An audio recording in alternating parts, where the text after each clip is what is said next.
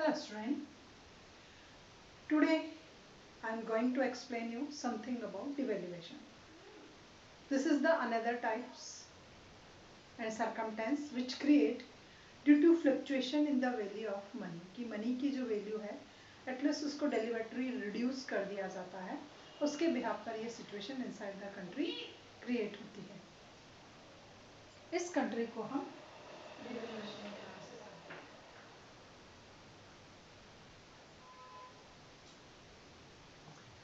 Then every nation wants to decide foreign exchange rate of its country at a such level which is most favorable and appropriate for its economic, political policies and economic circumstances. Almost each and every nation wants to determine its currency's foreign exchange value at that level which is appropriate for the condition of country's economic, political, etc.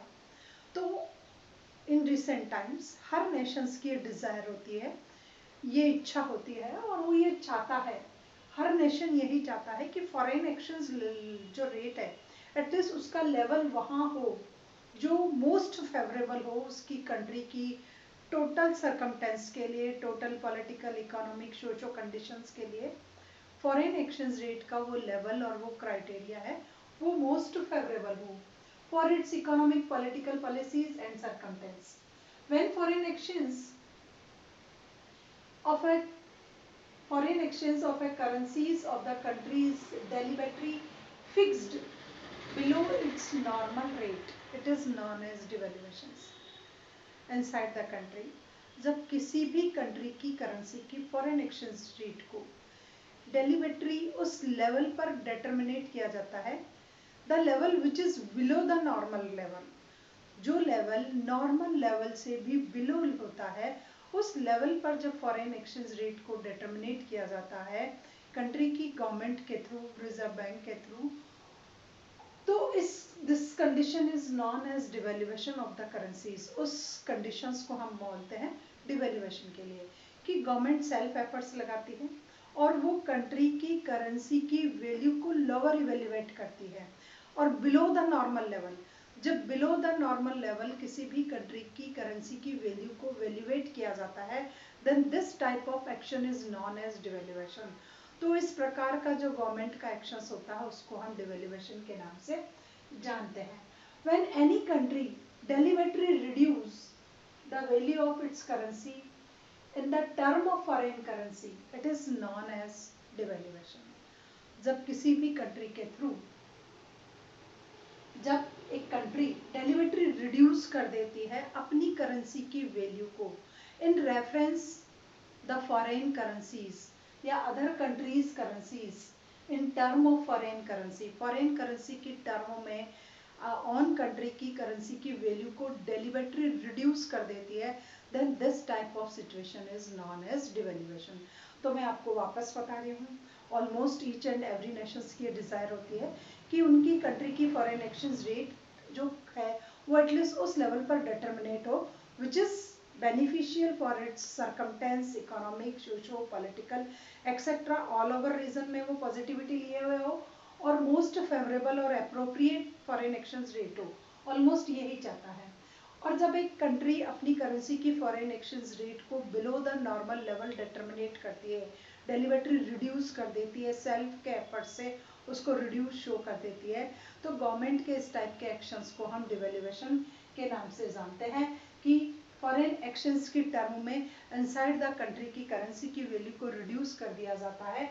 तो ये situation जो है वो devaluation के नाम से जानी जाती है.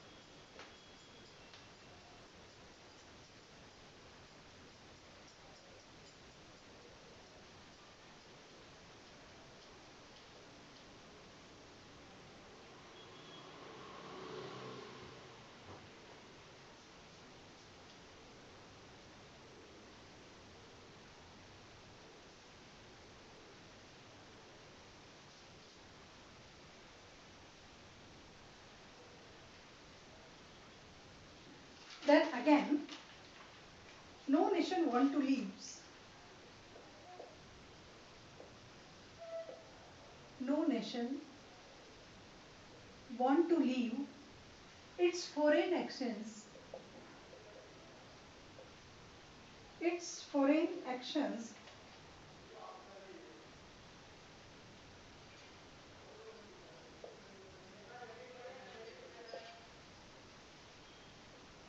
the determination of its foreign actions rate completely dependent.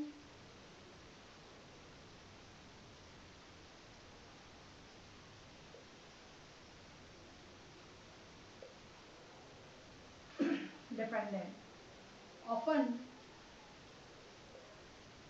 foreign exchange rate generally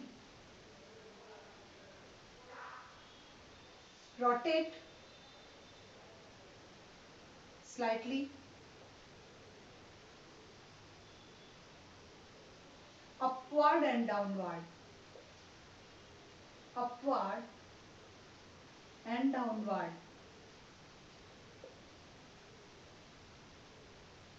around natural rate of foreign exchange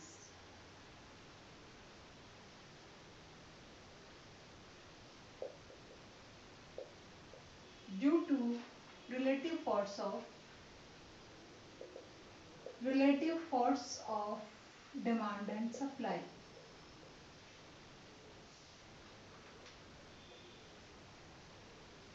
of foreign exchange. अब एक और इस सेंटेंस को समझ लीजिए. Almost no nations want to leave determinate of its foreign exchange completely dependent. Almost her nation चाहता है कि वो अपनी कंट्री की एक्सचेंज रेट को completely self determinate करे, but it is not possible. Often foreign exchange rotate slightly upward and downward around the natural rate of foreign exchange. Almost जो normal rate होती है, जो natural exchange rate जो होती है, then real foreign exchange almost move around upward and outward, downward. तो real में foreign exchange कभी अप्स जाती है, कभी डाउन्स जाती है, नॉर्मल लेवल के आसपास घूमती रहती है, ये फिक्स नहीं होती है. Due to relative force of demand and supply of foreign exchange, demand और सप्लाई का फोर्स चेंज होता रहता है फॉरेन एक्सचेंज का, तो फॉरेन एक्सचेंज में भी मूवमेंट चलता रहता है, ये स्लाइटली अप एंड डाउन होती रहती है. कभी ये हाई हो जाती है, आपकी डिमांड इंक्रीज हो जाती है फॉरेन एक्सचेंज की, तो फॉरेन एक्सचेंज आपके अगेंस्ट चली जाती है, और जब सप्लाई हाई हो जाती है आपकी कंट्री की करेंसी की, तो ये आपके फेवर में आ जाती है. तो almost it is totally depend upon the relative force of demand and supply है. जब मैं आपको आगे एक्सप्लेन करूंगी the determination of exchange rate कि जो डिफरेंट टाइप्स की थ्योरी है, तो वहाँ इसको एक्सप्लेन कर दिया जाएगा. तो कम्प्लीटली सेल्फ हम डिपेंड जो है वो डिटर्मिनेट नहीं कर सकते हमारी कंट्री की करेंसी की वैल्यू को, but we can able to devaluate our own country's currency. But हम हमारी एक्सचेंज रेट को तो डिटर्मिनेट नहीं कर सकते, because it is totally depend upon the demand and supply force of foreign exchange. But our government is able to reduce its own currencies value. Government जो है उसको ये पावर है, उसको ये ऑथोराइज्ड है वो उसके लिए कि वो अपनी कंट्री की करेंसी की वैल्यू को डिवेल्यूएट कर सके.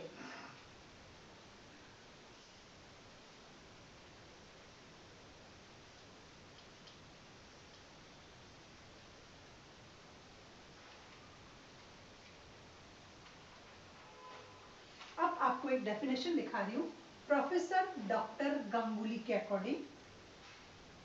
According to professor Ganguly,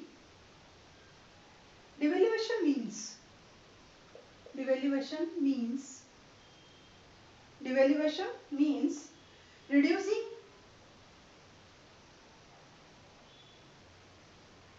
external value, reducing external value of the currency of countries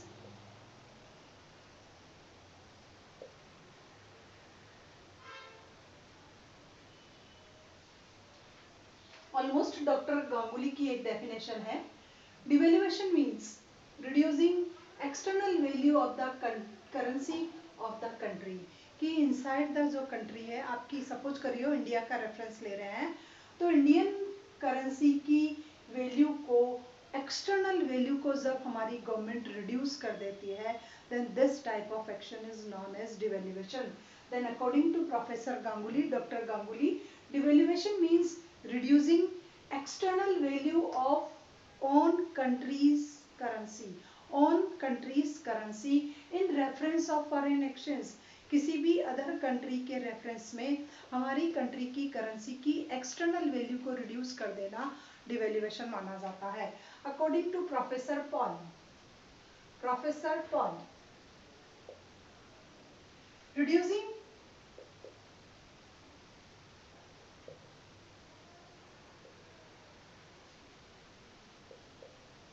the authorities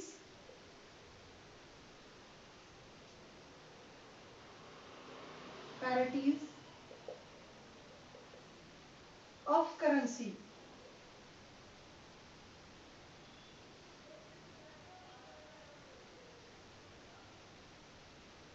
is known as devaluation. No nations want to leave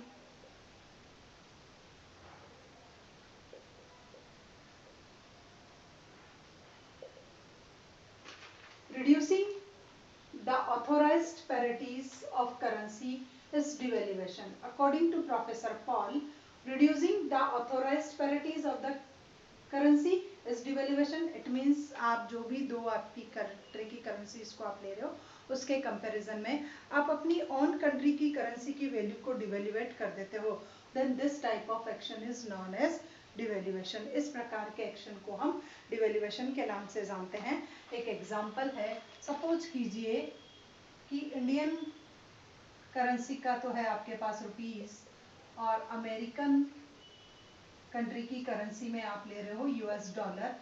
अब फर्स्ट हमारी जो एक्सचेंज रेट थी वो ये थी, यूएस डॉलर या किसी को भी ले लीजिए, कि फर्स्ट आप क्या करते थे, 1 यूएस डॉलर के बदले में कोई सा भी एग्जांपल ले लो, कि सबसे पहले 1 rupees is equal to 13 cent था, वो आपको 13 सेंट प्रोवाइड करते थे. अब आपने क्या किया, आपने अपनी कंट्री की करेंसी को रिड्यूस कर दिया और आप 10 सेंट एक्सेप्ट कर रहे हो.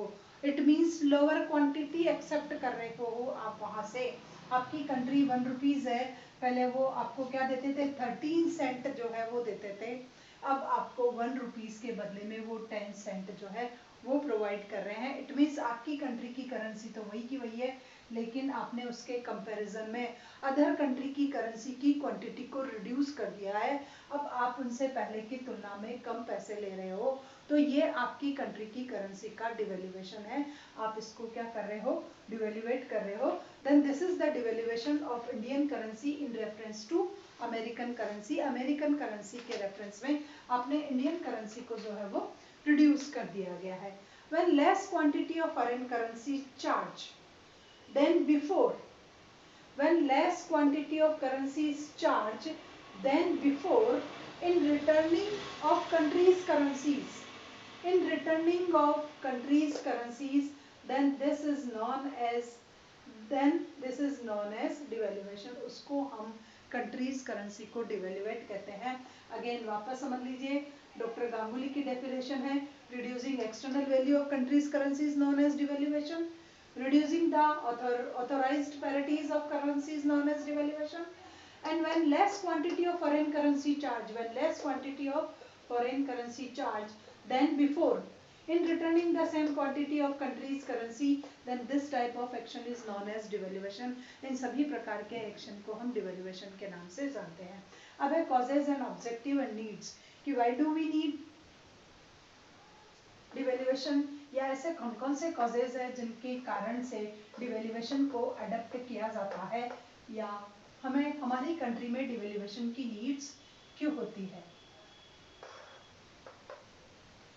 Then first of all reduction in deficit of BOP. Almost inside the country जो हमारा बीओपी होता है वो डेफिसिट को शो कर रहा है, माइनस शो कर रहा है. It means total export is lower in comparison than total import, तो हमारे यहाँ टोटल इंपोर्ट ग्रेटर है in comparison than total export, तो कंट्री का जो बीओपी है वो डेफिसिट में शो कर रहा होता है। हमारे यहाँ फॉरेन रिसिप्ट की फॉरेन एक्सचेंज जो है उसकी इनकमिंग लोअर है इन कंपैरिजन देन पेमेंट के, तो this type of situation is known as negative और डेफिसिट बीओपी।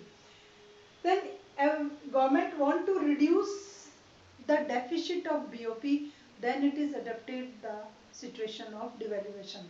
जब हमारी गवर्नमेंट इस BOP के डेफिसिट को रिड्यूस करना चाहती है तो फर्स्ट ऑफ ऑल इसको जो है डिवेल्युएशन को अडेप्ट करती है, and adapting devaluation our export will increase and import will reduce।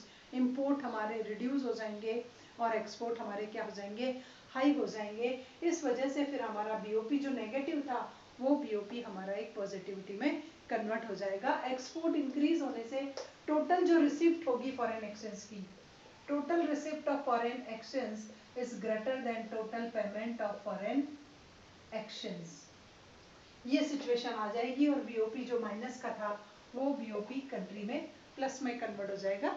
Then this is the first causes. Then second causes है reduction restrictions on dumping.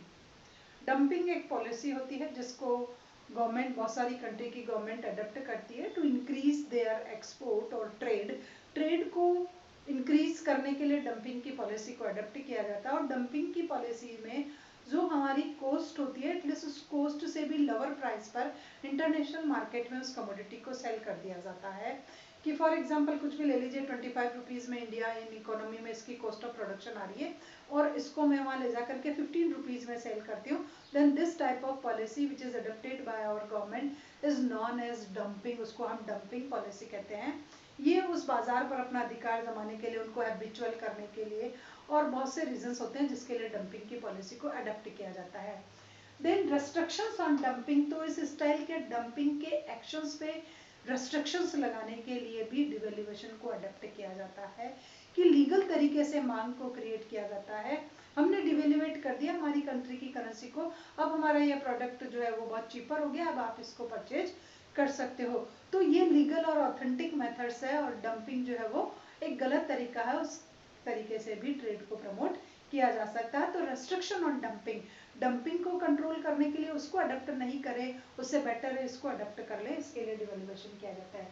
Relief from डिफ्लेशंस, अब इसको क्यों अडॉप्ट किया जाता है कि हमारी कंट्री में डिफ्लेशंस की सिचुएशंस में रिलीफ लाने के लिए किया जाता है। At the time of deflation क्या होता है, प्रोडक्शन जो है वो टू मच हाई होता है inside the country, production is too much high, बहुत लार्ज स्केल का प्रोडक्शन जो है स्टॉक में होता है, but demand is lower, demand नहीं होती है इनसाइड द कंट्री।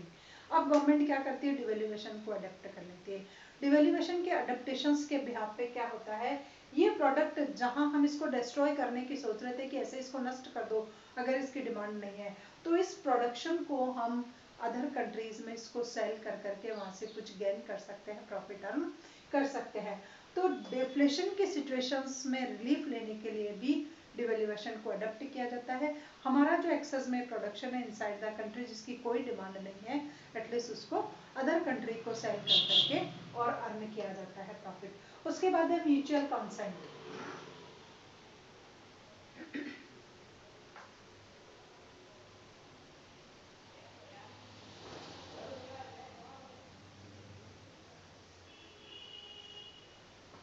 अब है म्यूचुअल कंसेंट। म्यूचुअल कंसेंट में यह है कि when internal value and external value of A countries currencies में, जो टू कंट्री की करेंसीज में है उसमें गैप आ जाता है।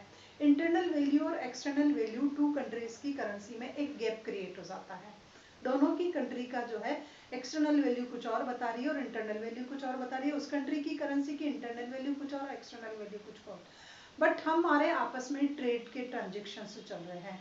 तो जब वो कंट्री इसको डिवेल्युएशन को फॉलो करती है तो हम भी डिवेल्युएशन को अडॉप्ट कर सकते हैं। तो ये कह रहा है कि when internal value and external value in two countries currencies have gap, currencies of countries over valued. अब क्या कर रहा है, हमें लग रहा है कि दो कंट्रीज की करेंसी है, यहाँ एक एग्जांपल ले ले इंडिया का, दूसरा एग्जांपल ले ले यूएसए का। इसकी कंट्री की इंटरनल वैल्यू कुछ और है, इस कंट्री की इंटरनल वैल्यू जो है वो कुछ और है, और हमारी कंट्री की एक्सटर्नल वैल्यू कुछ और है, और इस कंट्री की एक्सटर्नल वैल्यू कुछ और है। But our country is not, ऐसा लग रहा है कि हमारी कंट्री जो है वो ओवर वैल्यूएड है। तो ऐसी सिचुएशन में इंडियन कंट्री के थ्रू इंडियन करेंसी को डिवेल्युएट किया जाएगा फॉर म्यूचुअल कंसेंट के लिए। आपसी सहमति से ये दोनों देश इंडियन इकोनॉमी को, इंडियन गवर्नमेंट को इस बात के लिए एग्री करेंगे कि इसकी कंट्री की ओवर वैल्यूएड लग रही है, ट्रेड के दोनों में ट्रांजेक्शन्स हो रहे हैं, तो फिर म्यूचुअल कंसेंट के तहत भी हम हमारी कंट्री की करेंसी को डिवेल्युएट करते हैं। और ऐसा भी होता है जब टू कंट्रीज के ट्रांजेक्शन्स होते हैं, ऑलमोस्ट उनकी कंट्रीज की इंटरनल और एक्सटर्नल वैल्यू में डिफरेंस आ जाता है, तो फिर म्यूचुअल कंसेंट के लिए जो ओवर वैल्यूएट है, सपोज कीजिए इंडिया था, अगर अमेरिका होता और हम वो हमारे साथ अगर म्यूचुअल जो है अंडरस्टैंडिंग करता, तो वो अपनी कंट्री की करेंसी को डिवेल्युएट कर सकता है। तो ऐसा भी किया जाता है। उसके बाद है रिवेंजफुल एक्टिविटीज। नेक्स्ट है revengeful activity. Almost when a country devaluated its own currency, when a country devaluated its own country's currencies, then the affected country may also devaluate its country's currencies, and it is known as revenge actions या revengeful actions। कि अगर आपने अपनी country की currency को डिवेल्युएट किया और आपका मेरे साथ कंटिन्यूस ट्रेड हो रहा है, तो मैं भी मेरी कंट्री की करेंसी को डिवेल्युएट कर लेता हूँ। ये होता है बदले की प्रतिक्रिया होती है इसको, तो इसको हम बोलते हैं रिवेंजफुल एक्शंस। तो ऐसा रिवेंजफुल एक्शन भी इंटरनेशनल लेवल पर बहुत सी कंट्री की गवर्नमेंट के थ्रू लिया जाता है। जब कंटिन्यूस वो देख रहा है कि अदर कंट्री डिवेल्युएट करी जा रही है, तो हम भी एक रिवेंजफुल एक्टिविटी के तहत अपनी कंट्री की करेंसी को डिवेल्युएट कर लेते हैं। उसके बाद आता है एक्सपोर्ट प्रमोशन। मेन जो इसका होता है वो होता है एक्सपोर्ट प्रमोशन। ऑलमोस्ट हर कंट्री का मेन ऑब्जेक्टिव, मेन नीड और मेन कॉजेज जो है वो है on the behalf of export promotion, on the behalf of devaluations, कि डिवेल्युएशन को अडॉप्ट कर करके और गवर्नमेंट जो है वो एक्सपोर्ट को प्रमोट करना चाहती है। डिवेल्युएशंस के बिहाफ पे क्या होता है कि हमारे यहाँ की जो कमोडिटीज़ है वो थोड़ी सी चीपर हो जाती है, तो जब चीपर होने की वजह से इंटरनेशनल लेवल पर मार्केट में उनकी डिमांड हाई हो जाती है, तो हमारा एक्सपोर्ट भी प्रमोट होगा। तो एक्सपोर्ट प्रमोशन की थीम को अडॉप्ट करने के लिए, उसको फॉलो करने के लिए भी डिवेल्युएशन को अडॉप्ट किया जाता है। उसके बाद है रिडक्शन इन इंपोर्ट।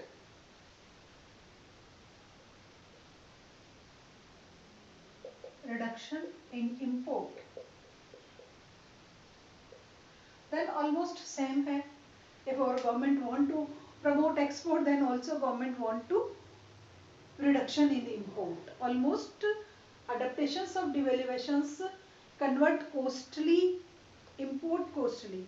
devaluations को अडेप्ट करने के बाद किसी कंट्री का जो इंपोर्ट है वो थोड़ा सा कॉस्टली हो जाता है, क्योंकि देख लीजिए आप पहले आप क्या पे कर रहे थे और अब आप क्या पे करोगे, अब आप ज़्यादा पे कर रहे हो, एक्सेस में पे कर रहे हो उसी सामान के लिए। तो ये है डिवेल्युएशन की थीम कि हम पहले उसको 50 रुपीज़ दे रहे थे $1 के लिए, अब हम उसको 60 रुपीज़ दे रहे हैं $1 के लिए। तो ये क्या हो गया, हम उसको ज़्यादा पे कर रहे हैं, ज़्यादा सामान दे रहे हैं, तो इम्पोर्ट कॉस्टली हो जाता है आफ्टर अडेप्टेशंस ऑफ डिवेल्युएशन। तो गवर्नमेंट चाहती है इम्पोर्ट को रिड्यूस करना, then the government also adapted devaluation. यदि किसी कंट्री की गवर्नमेंट चाह रही है कि इम्पोर्ट कंटिन्यूस इंक्रीज हो रहा है, बीओपी नेगेटिव में कन्वर्ट हो रहा है, तो गवर्नमेंट फिर डिवेल्युएशन को अडेप्ट कर सकती है। उसके बाद है protection of domestic industry from foreign competition. Protection of domestic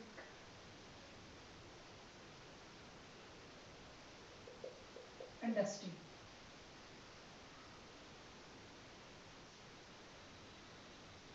domestic industry, अब हमारी गवर्नमेंट हमारी कंट्री की इंडस्ट्री को प्रोटेक्शन प्रोवाइड करना चाह रही है, इंटरनेशनल लेवल पर कंपटीशन को फेस करने के स्ट्रेंथ प्रोवाइड करना चाह रही है। Then government adopt devaluation. Government ने डिवेल्युएशन अडॉप्ट किया। आप जिस प्रोडक्ट को सेल करने के लिए मार्केट में जा रहे थे, अब ये प्रोडक्ट ऑलरेडी क्या हो गया, चीपर हो गया, 25 का था 15 में कन्वर्ट हो गया, तो इंटरनेशनल मार्केट में आपके प्रोडक्ट की डिमांड बढ़ सकती है। अब आप पर कोई ये ब्लेम नहीं लगा सकता कि आपने प्राइस वॉर को फॉलो किया, आपने सेल्फ जो है वो प्राइस को रिड्यूस कर दिया। तो protection of domestic industry, country की इंडस्ट्री को फॉरेन जो है इंटरनेशनल मार्केट में फॉरेन कंपटीशंस को फेस करने के लिए, कैपेबल करने के लिए भी इस पॉलिसी को अडॉप्ट किया जाता है। उसके बाद है रिसिप्ट ऑफ फॉरेन लोन।